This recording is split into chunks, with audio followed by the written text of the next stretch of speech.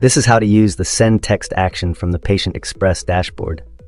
First, click on the patient's appointment and the patient's profile will appear. Select the consent forms by clicking on the third button from the right. Then select the consent forms you need. You can choose one or more forms. Next, select Send Text as the action. Then click Submit. A notification will appear when the forms are attached successfully. The forms will automatically be sent via text message to the patient.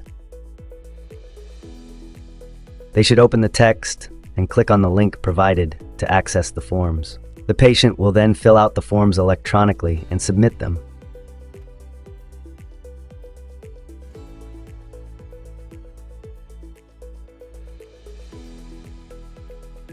A thank you message and a notification in the bottom right will appear when submitted. Now staff members can view the forms in the imaging module.